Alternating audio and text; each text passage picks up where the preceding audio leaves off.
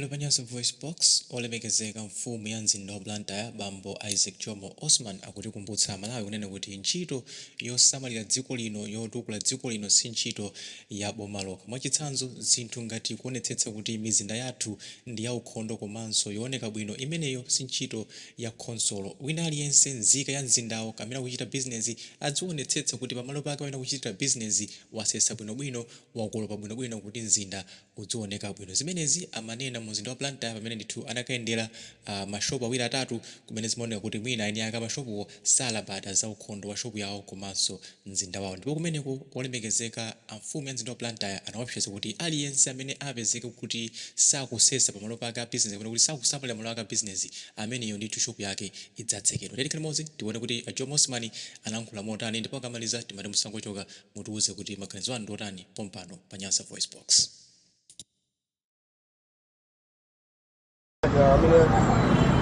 Awa kule mapini tu awantu wakuzukula mapini otaira site singabwelese shopu nyaliyonse pini.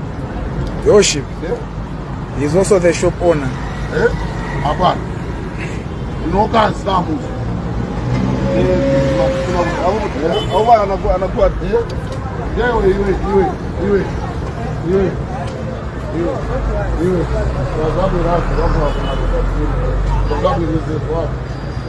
Undeanga ndo wamisali na ngotoka huko uzaona wazi panga kilini mawa upangira pisi anapeza drama apange kilini mawa ndani yote ndibwele pano andibase drama hai ndani yote akonze mnotuone dapo awapanga drama mpaka wao wako kakaizo oloziko la wanga lolizidi ndiye ndio ndo mayambisa iya ndiye tani anu kale ngomenya ni makoro ndi msisi wa anu abwera pano ndasiya wapo tuzabelezeso ibwana ndibeleko. We need to be serious. Inoka Malawi moti nuso munene kuti abwana amene abwerera ndikuti akufika ndife a Malawi awakupita dziko lawo sangalo lezimenezi mapena anthu amanena kuti Malawi ndi kwawo mukuyambisa ndi Malawi amene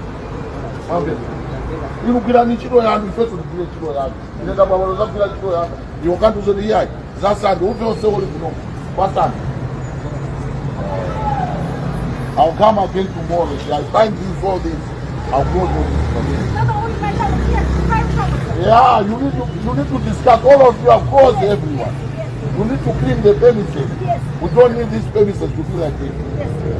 Okay? Okay. No, even right now, I organize the other shop. Hey. Organize this.